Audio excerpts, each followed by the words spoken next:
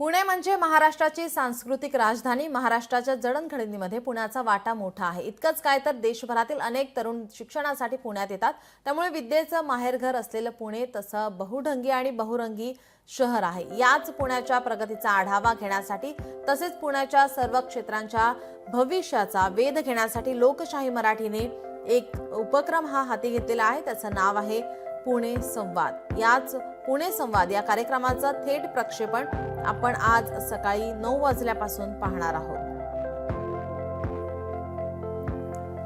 आपले प्रतिनिधी अमोल धर्माधिकारी आपल्यासोबत जोडलेले आहेत। अमोल, पुण्याच्या प्रगतीचा आढावा घेण्यासाठी तसेच पुण्याच्या सर्व क्षेत्रांच्या भविष्याचा वेध घेण्यासाठी आपण हा उपक्रम राबवतोय। कशा प्रकारे तयारी करण्यात आलेली आहे, काय अधिकची माहिती?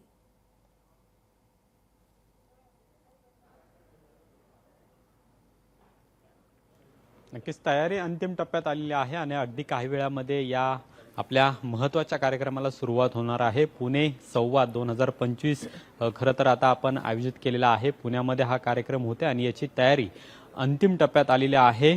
पुण्यात शहराचं जे विचारमंथन असणार आहे ते आपल्याला राजकीय आणि दिग्गज नेत्यांकडून ऐकायला मिळणार आहे। त्यांचं पुण्याविषयीचं विजन नेमकं काय आहे हे सुद्धा आपल्याला दिवसभर या ठिकाणी ऐकायला मिळणार आहे। नामवंत व्यक्ती सुद्धा या आपल्या कार्यक्रमाला उपस्थित राहणार आहेत आणि अगदी काही वेळानंतर म्हणजे सकाळी 9 वाजल्यापासून आपल्या या कार्यक्रमाला सुरुवात होतीये। त्याची तयारी आता अंतिम टप्प्यात आलेली आहे। आपण ही सगळी व्यवस्था या ठिकाणी पाहतोय की आसन व्यवस्था आहे ती सुद्धा आता या ठिकाणी करण्यात आलेली आहे। टेक्निकल आपली जी टीम आहे त्यांचं सुद्धा आता काम सुरू आहे आणि अगदी काही वेळानंतर या कार्यक्रमाला सुरुवात होणार आहे। केंद्रीय राज्यमंत्री मुरलीधर मोहोळ हे या कार्यक्रमाला उपस्थित राहणार आहे। उपसभापती नीलम गोरे आहेत, राज्य महिला आयोगाच्या अध्यक्षा रुपाली चाकणकर, राज्यमंत्री माधुरी मिसाळ असे जे दिग्गज नेते आहेत ज्यांचं पुण्याविषयीचं नेमकं विजन काय असणार आहे।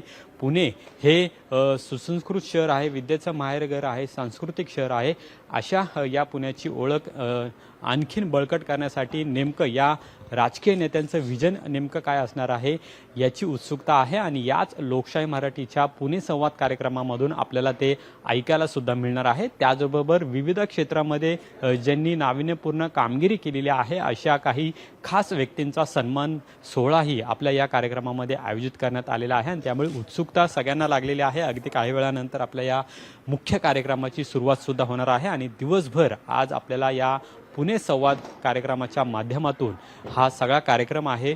पुणे नेमकं काय आहे, पुणे शहर नेमकं कसं असावं हे आपल्याला या संपूर्ण कार्यक्रमातून अनुभवता येणार आहे आणि राजकीय नेत्यांचं नेमकं विजन काय आहे हे सुद्धा आपल्याला ऐकायला मिळणार आहे। नक्कीच याकडे लक्ष असेलच। तुर्तास धन्यवाद अमोल आपण दिलेल्या माहितीसाठी।